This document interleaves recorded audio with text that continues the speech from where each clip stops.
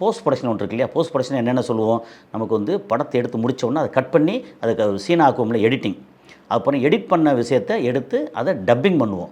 ஏன்னா natural live sound எல்லாம் பல நேரங்கள்ல நமக்கு ஒர்க் அவுட் ஆகாது. அதனால அத வந்து அங்க ப்ராம்ப்ட் பண்ணி எல்லாம் பேசி முடிச்சதுக்கப்புறம் இங்க ஸ்டூடியோல வச்சு பேசுவோம். So dubbing.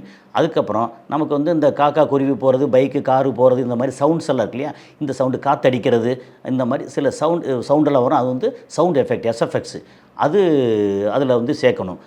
அது போக நமக்கு வந்து மியூசிக் பண்ணணும். சோகமானதுக்கு வந்து வயலினோ, இதுவோ சிலது ஃப்ளூட்டு, அதுக்கப்புறம் என்னென்ன சவுண்டெல்லாம் தேவையோ, அப்புறம் வந்து சோலோ வயலினா இருக்கட்டும், அடுத்து கோரஸ் வயலினா இருக்கட்டும், அப்புறம் கோரஸ் சவுண்டா இருக்கட்டும், இப்படின்னு இந்த ரீரெக்கார்டிங் சொல்லுவோம் இல்லையா? பிஜிஎம். அதுக்கு அது அது பண்ணணும்.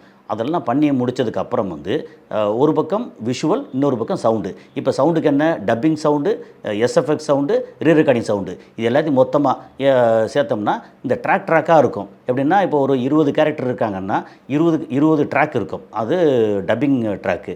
எஸ்எஃப்எக்ஸ்னு எடுத்தாச்சுன்னா அதில் குறைஞ்சபட்சம் ஒரு 40லேருந்து 50 ட்ராக் வரும். ஏன்னா ஒரு சீன்லேயும் வந்து காத்தடிக்கும், பைக்கு வரும், பறவை கத்தும், பக்கத்து வீட்டில் சத்தம் வரும், இல்லை தெருவில் வந்து தள்ளுவண்டி வரும். இந்த மாதிரி நிறைய விஷயங்கள் வந்துக்கிட்டே இருக்கும். அப்போது அது வந்து ஒரு 40லேருந்து 50 ட்ராக் வரும். அப்போ ரீரெக்கார்டிங் எடுத்தாச்சுன்னா அதில் பல இன்ஸ்ட்ருமெண்ட் வருமா? அப்படிலாம் வரும்போது அது ஒரு 30 ட்ராக் வரலாம். அப்போது கிட்டத்தட்ட 100 ட்ராக்கு.